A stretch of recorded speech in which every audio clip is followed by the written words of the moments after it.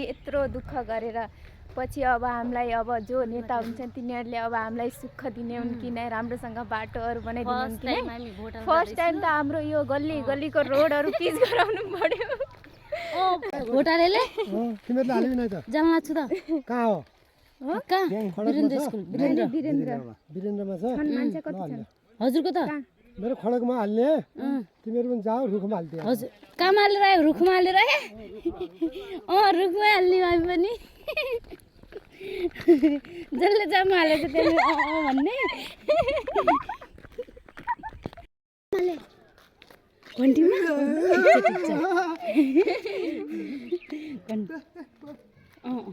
ल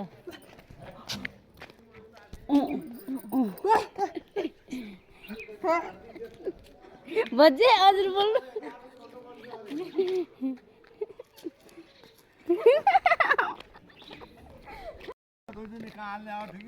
हजुर काम हाल्नु भन्नु ल हामी पनि त्यसमै ठिक छ जसले हामीलाई राम्रो हजुर जानु न त्यसलाई आइहाल्नु भयो हालिहाल्नु भयो भोट उसै काम हाल्नु हजुरले परेछ हालिहाल्नु ठिक छ हामी पनि त्यहाँ हाल्छौँ जाँदैछु यहाँ मान्छे कोही भोट हालेर आइसकेका मान्छेहरू भन्दैछन् हामीलाई केमा हाल्ने भनेर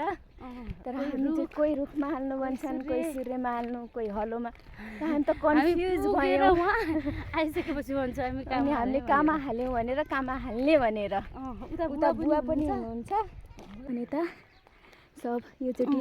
चुनावका पेटीहरू आर्मीहरूलाई दिने भन्ने सुनेको थियो साँच्चै नै रहेछ देखो गाइज गाडी कति हामी पुगिसकेको छु अब नजिकै छु स्कुलको यति लामो यात्रा हिँडेर अब अहिले पुग्यौँ अब हामीलाई मान्छेहरू कतिसम्म फर्किने बेला हामीलाई त एम्बुलेन्स बोलाउनु पर्ने हो क्या जस्तो भइसक्यो यहाँ अटो पनि हिँडिरहेको छ साइकलहरू बाइकहरू हामीले पनि ल्याएर आयो त हुने रहेछ कति लाटा हो क्या अनि मान्छे यत्रो आएको त आएको छ पुगिसक्यो आफ्नो मन्जिलमा पुगिसक्यो हामी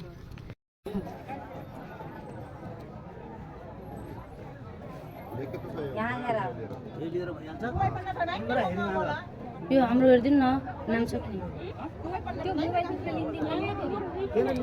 लिँदिनन् मोबाइल हाम्रो केन्द्र स्कुलमा यो भिड हेरेर गाइस मान्छेहरूको पुरा यहाँभित्र यो गेटभन्दा भित्र लग्न दिन मोबाइल चाहिँ चेकिङ लास्टै टाइट छ कडा क्या हुन्छ यो पानी पुरा पानी भएर पानी